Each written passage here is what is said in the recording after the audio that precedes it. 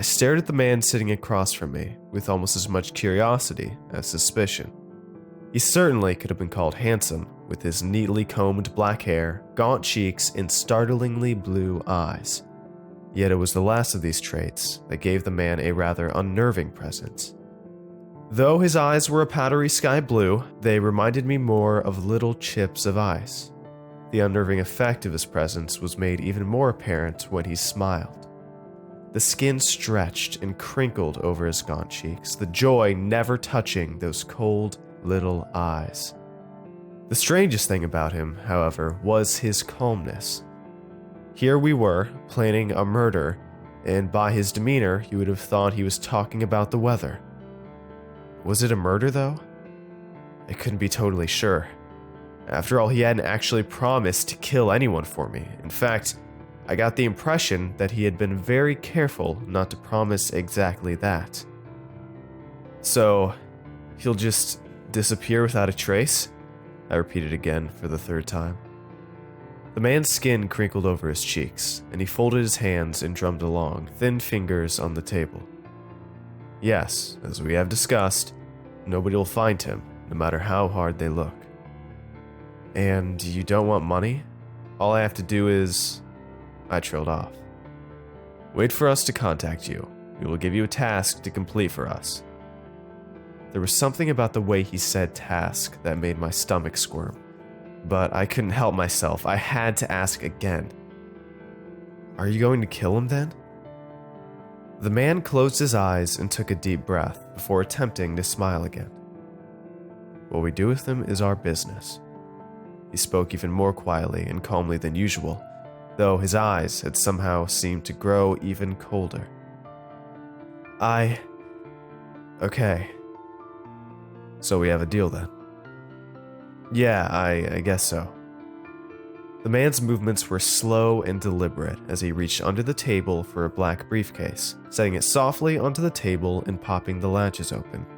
He pulled a piece of paper from inside and slid it across the table to me along with a black and gold fountain pen. Sign here, he said softly, with the first real hint of him being pleased I'd seen on his face yet. His expression made me queasy. I looked down at the paper. Solid, blank, and white. I'd been told to expect this, but even so, it made me uneasy. The man was now drumming the fingers of his long, spider-like hands together under his chin as he watched me. I took the pen and scratched out my name, immediately dropping the pen when I'd finished.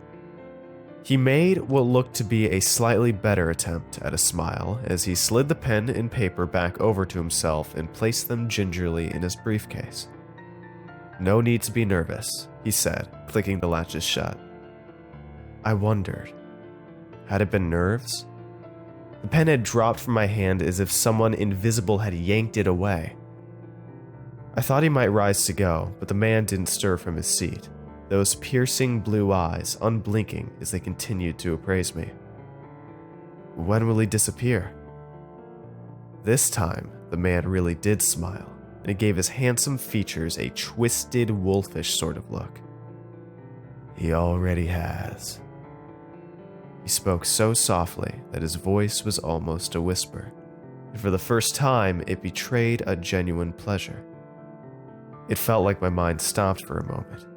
Had I heard him right? Disappeared already? But how is that possible? The man didn't answer. He just sat there motionless, almost scarecrow-like, forcing a grin that was too large for his face, those glittering blue chips of ice, never blinking as they imposed their glare on me.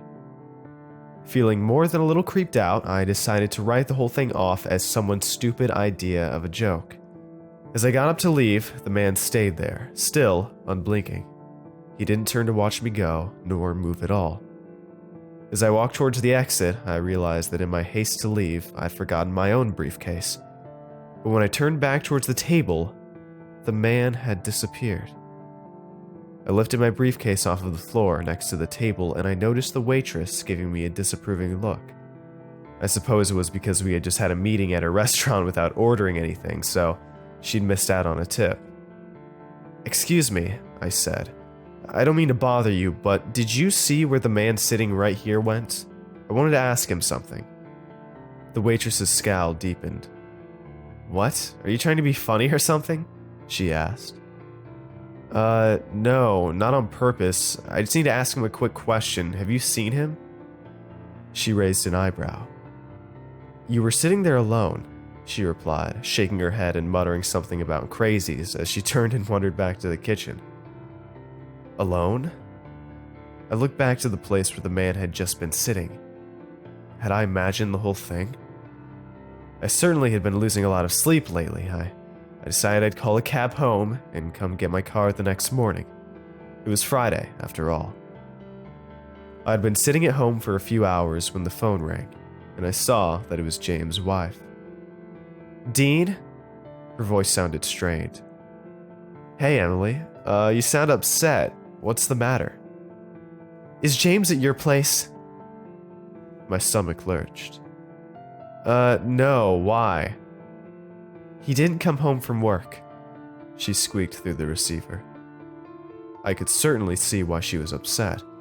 James coming home late from work usually meant a trip to the bar and a few more bruises for Emily the next morning. I wondered if it was the same thing this time, or had he really disappeared like the man said he had? Over the course of the next few days, there could be no doubt that it was the latter. Not only had James disappeared, but his car had as well.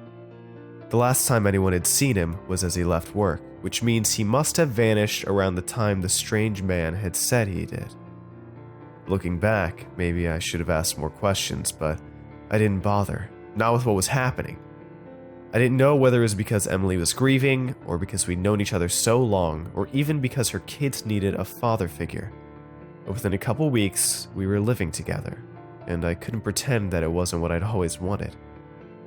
It was the third night after Emily had taken her kids and moved into my apartment that I got the call.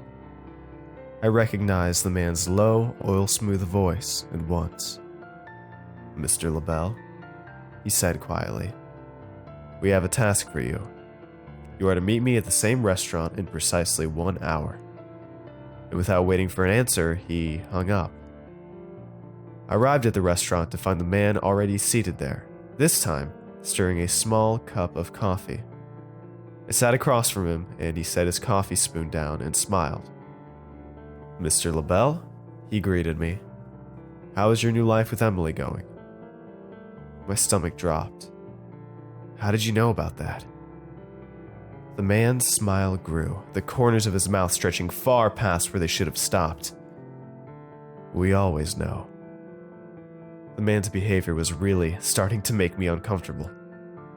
Look, I said, let's just get to the point. What's this task you need me to do? At this, the man clapped his hands together under his chin, his overlong fingers twisting together in obvious pleasure. He leaned forward so much that our noses were almost touching, and I could smell his breath. It smelled like rotting meat. Kill them, he whispered. What? I wanted to leap up and get him out of my face, but I was frozen with fear. You need to kill them, he repeated, his smile once more wrinkling out so much that it gave his skin the taut, shiny look of overstretched leather. His glittering eyes were darting wildly around my face. I won't do it, I said. Then they'll disappear, he said quietly, his smile now stretched to the point where it seemed someone had attached invisible fish hooks to the corners of his mouth and pulled. And you too. We'll take you down below, and then you'll wish you were dead. Why? I sputtered out breathlessly. What's the point? He started chuckling and shaking his head very slightly from side to side. Know why? He whispered, his shoulders shaking with silent laughter. No point. He leaned back and reached under the table to retrieve his briefcase, his smile never shrinking, his eyes never leaving my face. Instead of a paper this time, he retrieved a large knife and slid it across the table towards me. Cut them, he whispered. I reached out with trembling hands and picked up the knife, and my vision started to go black. When I woke up, I was in the hospital, and there was a police officer frowning over me. "Do you know why you're here, Mr. LaBelle?" I closed my eyes tightly, and visions of Emily and her kids flashed red.